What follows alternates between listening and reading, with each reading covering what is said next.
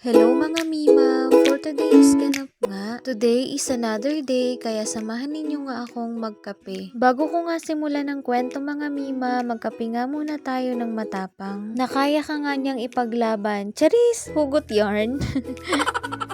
Ay hala, gusto ko lang naman magkape, huy!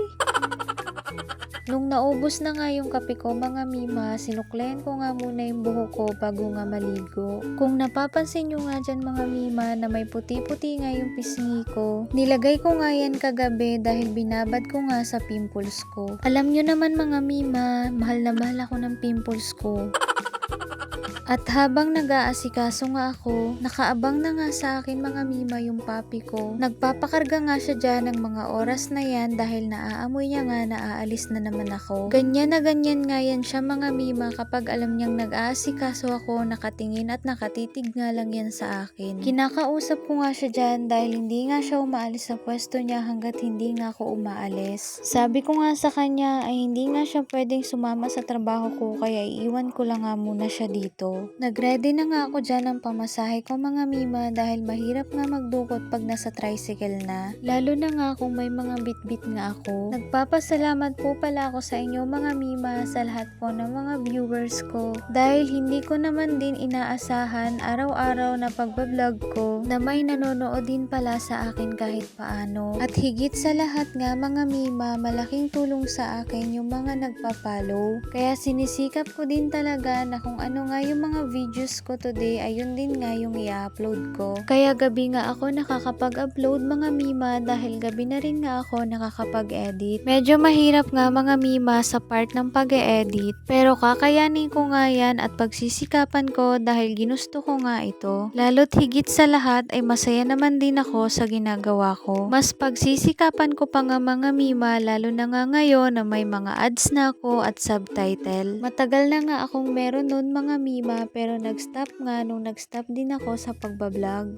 Pero naisip ko nga na ituloy nga ang pagbablog dahil wala namang masama sa ginagawa ko. At ito na nga mga Mima, nagpasaway na naman nga itong papi ko. Nararamdaman niya na nga na aalis na nga ako kaya tignan nyo naman ang gawa niya.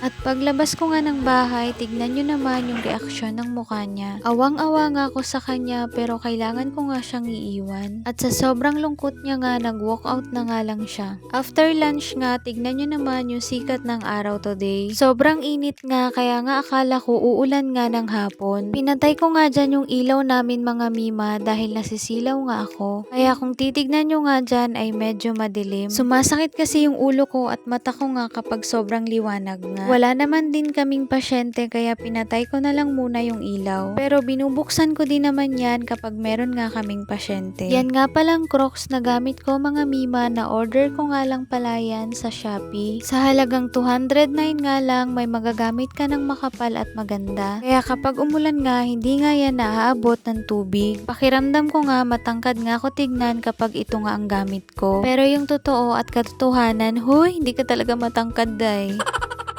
Huwag mo akong maano-ano day at baka maano-ano ka sa akin. Charis! Tanggapin mo na nga na hindi ka pinalad maging matangkad.